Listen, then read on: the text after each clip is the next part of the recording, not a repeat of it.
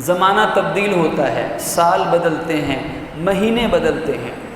اب مثال کے طور پر محرم الحرام کا مہینہ گزرا، سفر کا مہینہ شروع ہوا، یہ ایک زمانہ تبدیل ہوا۔ اب کیا اس زمانے کی تبدیلی کے بارے میں بھی ہمیں دین نے کوئی شریعت نے احکامات عطا فرمائے؟ یقیناً دیے ہیں، ایک نہیں 20 احکامات ہیں۔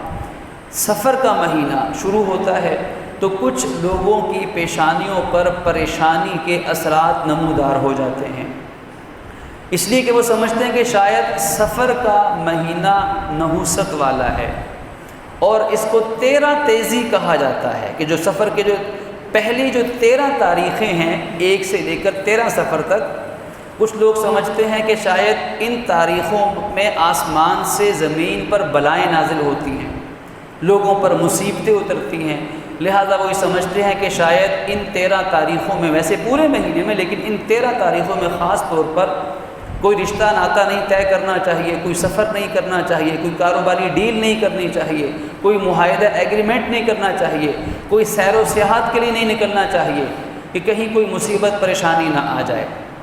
حالانکہ یہ نظریہ اب دین نے ہمیں کھلا نہیں چھوڑا کہ ہم اپنی مرضی سے یا غیروں کی نقالی میں یا کسی دوسری قوم کے ساتھ صدیوں وقت گزارنے کی وجہ سے اگر ہم کوئی سوچ بنا کر بیٹھ جائیں اور ہمارا دین ہمیں اسی حال پہ چھوڑ دے، تو ایسا ہرگز نہیں، دین نے ہماری رہنمائی فرمائی ہے۔ اللہ کے نبی قربان جائیے صلی اللہ علیہ وسلم نے ہماری ایک ایک موقع کی رہنمائی فرمائی۔ اب یہ جو کسی چیز سے بدشگونی لینا ہے، یہ بدفعلی یا بدشگونی لینا، برا گمان رکھنا، اس کے بارے میں آپ نے فرمایا کہ کوئی انسان ایسا نہیں کہ جس میں یہ 3 باتیں نہ پائی جاتی ہوں، چاہے کسی درجے کی ہوں۔ فرمایا کہ پہلی چیز ہے کہ بدشگونی لینا، بدگمانی لینا، دوسری چیز ہے والحسد، کہ حسد انسانوں میں پایا جاتا ہے، اور تیسری چیز ہے والظن، آپس میں دوسروں کے بارے میں بدگمانی دلوں میں آنا۔ اب یہ 3 چیزیں، بدشگونی، حسد اور بدگمانی، فرمایا کہ یہ اکثر انسانوں میں پائی جائیں گی، کسی نہ کسی شکل میں، صورت میں پائی جائیں گی۔ صحابہ کرام نے عرض کیا کہ یا رسول اللہ صلی اللہ علیہ وسلم، ان سے بچنے کا راستہ کیا ہے؟ پھر ہمیں کیا کرنا چاہیے؟ جب یہ چیزیں ہمارے اندر بھی آ سکتی ہیں تو پھر اس سے بچنے کا راستہ کیا ہے؟ اور آپ اندازہ لگا لیجئے اپنی معاشرتی زندگی کے اندر، اپنی زندگی پر بھی اور معاشرے کی زندگی پر بھی نگاہ ڈالیں گے تو یہ 3 باتیں اکثر دکھائی دیں گی کہ بدشگونی، کہ اگر بائیں آنکھ پھڑکنے لگ جائے، بائیں ہاتھ پہ خارش ہو جائے، کوئی چھینک اچانک کوئی آ جائے، لوگ اس سے بھی کوئی نہ کوئی تعبیر نکال رہے ہوتے ہیں۔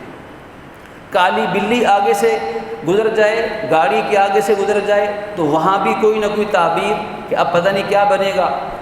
کئی لوگوں کو دیکھا گیا باقاعدہ کہ وہ ایسا اگر ہو تو واپس گھر آ جاتے ہیں، کئی آفس جا رہے ہیں، کاروبار پہ جا رہے ہیں، کسی شادی بیاہ میں کالی بلی آگے سے گزر گئی، اسی طرح یہ دیکھ کر واپس آ گئے۔ کہیں کوئی چیز پڑی ہوئی نظر آ گئی، کوئی مری ہوئی چیز نظر آ گئی، کسی بکرے کی کہیں کھوپڑی اس کا سر پڑا ہوا نظر آ گیا، کوئی مرغی کے پنجے نظر آ گئے، کوئی دال ماش مسور پڑی ہوئی، کہیں انڈے کے چھلکے پڑے ہوئے ہیں، تو اس سے فوراً بدگمانی اور بدشگونی لے لی جاتی ہے، اور اس وجہ سے آپس میں جھگڑے پیدا ہوتے ہیں، رشتہ داروں کے اندر نفرتیں پیدا ہوتی ہیں۔ بدشگونی اتنی بری چیز ہے کہ انسان کی دنیا کی زندگی بھی بے سکون اور انسان ایمان اور اسلام سے بھی محروم ہو سکتا ہے۔ تو اب یہ اتنا خطرناک اور حساس معاملہ، عرض کیا پھر ہم کیسے بچیں؟ فرمایا کہ بدشگونی کا علاج تو یہ ہے کہ اگر کسی چیز کے بارے میں تمہارے دل میں کوئی خلش، کوئی خدشہ، کوئی خطرہ پیدا ہو تو فوراً اللہ پہ توکل کا اعلان کر دو، اللہ پہ بھروسہ کرو، کیونکہ بدشگونی کا علاج صرف توکل علی اللہ ہے۔ اور ایسے موقع پہ کیا کہیں؟ زبان سے بھی اور دل سے بھی، حسبنا اللہ ونعم الوکیل نعم المولا ونعم النصیر، یا حسبی اللہ لا الہ الا هو علیہ توکلت وہو رب العرش العظیم، میرے لیے اللہ کافی ہے، ہمارے لیے اللہ ہی کافی ہے، وہی بہترین کارساز ہے۔ اور اس ایمان کے ساتھ ہم پڑھیں اور اس کو سوچیں، جس ایمان کے ساتھ حضور نے حضرت عبداللہ ابن عباس رضی اللہ تعالی عنہما کو آپ نے نصیحت فرمائی تھی۔ حضرت عبداللہ ابن عباس آپ کے چچا حضرت عباس کے بیٹے ہیں۔ حضور نے ایمان کیسا عطا فرمایا، کیسا ایمان، تربیت کیسی دی؟ فرمایا دیکھو عبداللہ، یہ یقین کر لو کہ اگر دنیا کے سارے انسان مل کر تمہیں کوئی نفع دینا چاہیں لیکن اللہ نہ دینا چاہے تو یقین کر لو کہ دنیا کے سارے انسان مل کر تمہیں بال برابر نفع یا فائدہ نہیں دے سکتے۔ اور عبداللہ یہ یقین بھی کر لو کہ دنیا کے سارے انسان مل کر ساری طاقتیں اور مخلوقات مل جائیں اور وہ تمہارا کوئی نقصان کرنا چاہیں لیکن اللہ نہ کرنا چاہے تو یہ یقین کر لو کہ وہ تمہارا بال بھی بیکا نہیں کر سکتے، بال برابر نقصان نہیں کر سکتے۔ اگر حضور اپنے اتنے قریبی عزیز کو، چچا زاد بھائی کو امتی ہونے کی حیثیت سے آپ ان کو یہ نصیحت فرما رہے ہیں کہ دنیا کی ساری طاقتیں وہ اللہ کے امر کی محتاج ہیں، تو پھر کالی بلی بیچاری معصوم وہ کسی کا کیا بگاڑے گی؟ پھر ذرا سی آنکھ پھڑک گئی تو اس سے کون سا آسمان زمین کے حالات تبدیل ہو جائیں گے؟ تو بات صرف یقین کی ہے۔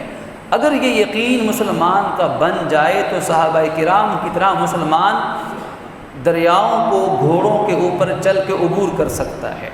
اگر یہ ایمان اور یقین بن جائے تو صحابہ کرام کی طرح جنگل میں جاتے ہیں تو ایک بستی پہ پڑاؤ کرتے ہیں، بستی کے قریب بستی والے کہتے ہیں کہ ہمارے پاس کھانے کے لیے کوئی جانور مویشی نہیں ہے، ہم تمہاری کوئی مدد نہیں کر سکتے۔ تو صحابہ کرام میں سے ایک صحابی اعلان کرتے ہیں کہ اے اللہ کے مویشیوں، اے حلال جانوروں، اگر تمہارا خالق اللہ ہے تو ہم اس اللہ کے بندے ہیں، ہمیں اس وقت غذا کی ضرورت ہے۔ یہ سنتے ہی اس غیر مسلم بستی والوں نے، جو جانور مویشی جھاڑیوں میں مختلف جگہوں میں چھپائے ہوئے تھے، یہ سنتے ہوئے مویشی اپنی گردنیں جھکائے ان کی خدمت میں حاضر ہو جاتے ہیں۔ اگر یقین مضبوط ہو جائے، ایک صحابی جنگل میں راستہ بھول جاتے ہیں، لشکر سے جدا ہو جاتے ہیں، اچانک ایک شیر سامنے نظر آتا ہے، ایمان کی بات ہے، یقین کا مسئلہ ہے۔ وہ مسلمان صحابی، وہ بھی انسان تھے، بندے بشر تھے، لیکن ایمان دیکھیے، اس شیر کو خطاب کیا کہ میں محمد رسول اللہ صلی اللہ علیہ وسلم کا صحابی ہوں اور اللہ کے راستے میں نکلا ہوں، اگر تو بھی اس اللہ کی مخلوق ہے جس اللہ کا میں بندہ ہوں تو میں تجھے اس اللہ کا نام دے کے کہتا ہوں کہ تو میرے ساتھیوں کے ساتھ مجھے ملوانے میں میری مدد کر۔ تاریخ رقم کرتی ہے کہ وہ شیر اس صحابی رسول کی بات کو سن کے سر جھکا لیتا ہے اور وہ آگے آگے چلنے لگتا ہے، صحابی پیچھے پیچھے چلنے لگتا ہے، اور وہ شیر وہاں جا کے رکتا ہے جہاں باقی صحابہ کرام کا قافلہ موجود ہوتا ہے۔ پھر حضرت خالد بن ولید رضی اللہ تعالیٰ عنہ کی طرح 120 کے قریب جنگوں میں شریک ہوتے ہیں، اللہ سے شہادت مانگتے ہیں، لیکن اللہ کی ذات پہ یقین ایسا، اور ایک موقع پر تو زہر پیتے ہیں، بسم اللہ الذی لا یضر، یہ دعا پڑھ کر زہر پی جاتے ہیں، اور دشمن اسی پر اسلام بھی قبول کرتا ہے، شکست بھی مانتا ہے کہ اس دشمن نے کہا کہ اس زہر کا ذائقہ آج تک کوئی نہیں بتا سکا، اس لیے کہ جو پیتا ہے فوراً گر کے مر جاتا ہے، آپ دعا پڑھ کے زہر کا پیالہ پی جاتے ہیں، زندگی بحال رہتی ہے۔ تو یہ سارا یقین کا معاملہ ہے، اور یقین کیسا؟ اللہ کے نبی کی بات پر یقین کیسا؟ یقین ایسا کہ صحابہ کرام فرماتے ہیں جب حضور نے خطبہ حجۃ الوداع میں ہم سے پوچھا نا کہ بتاؤ آج کون سا دن ہے، ہم جانتے تھے کہ یہ ذوالحج کی 8 تاریخ ہے۔ آپ نے پوچھا کون سا مہینہ ہے، ہم جانتے تھے ذوالحج کا مہینہ ہے۔ آپ نے پوچھا یہ کون سی جگہ ہے، ہم جانتے تھے کہ یہ میدان عرفات ہے، لیکن 1.25 لاکھ صحابہ کرام نے جواب دیا کہ اللہ اور اس کا رسول بہتر جانتے ہیں۔ حضور نے فرمایا کہ کیا آج یہ 8 ذوالحج نہیں ہے، یوم عرفہ نہیں ہے؟ سب نے کہا جی ہے۔ کیا یہ میدان عرفات نہیں ہے؟ جی ہے۔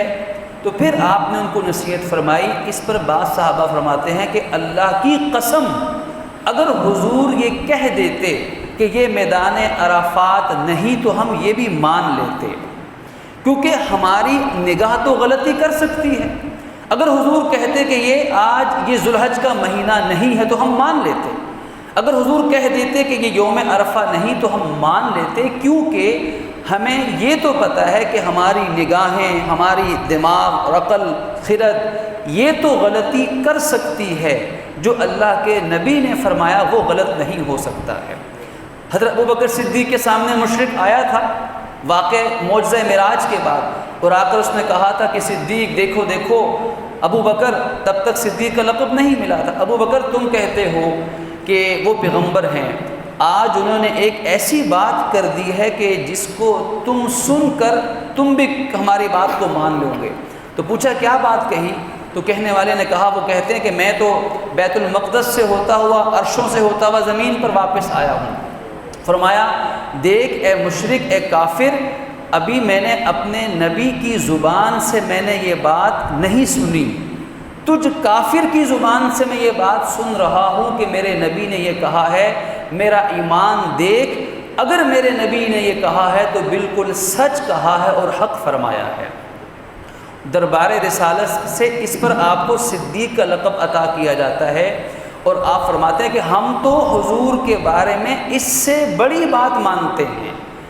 زندہ آسمانوں پر جسد مبارک کے ساتھ چلے جانا اور آن کی آن میں واپس آ جانا، اس کائنات کے وقت کا ٹھہر جانا، یہ تو چھوٹی بات ہے، ہم تو اس سے بڑی بات مانتے ہیں حضور کے بارے میں، اور وہ بڑی بات یہ ہے کہ آپ رسول اللہ ہیں، اللہ کے بھیجے ہوئے رسول ہیں۔ یہ تو سب سے بڑی بات ہے۔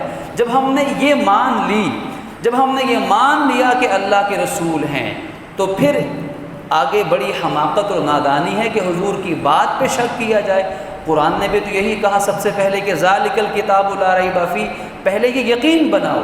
تو جب یہ یقین بنے گا، یہ عزم پختہ ہوگا، تو پھر چاہے مہینہ سفر کا ہو، چاہے محرم کا ہو، انسان کبھی بدشگونی نہیں لے گا۔ جب اس میں توکل پیدا ہو جائے، اگر دل میں حسد آئے، فرمایا اگر دل میں حسد آئے تو جس سے حسد ہو اس سے زبان اور اپنے عمل سے اس کو کچھ مت کہنا، تمہارا حسد دل سے ختم ہو جائے گا۔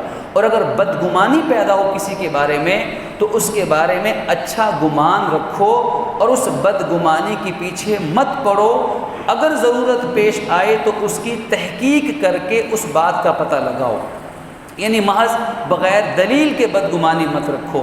تو ماہ سفر کا آغاز اس طرح کے تمام اعمال جو کہ غیر شرعی ہیں ان سے بچنا لازم ہے۔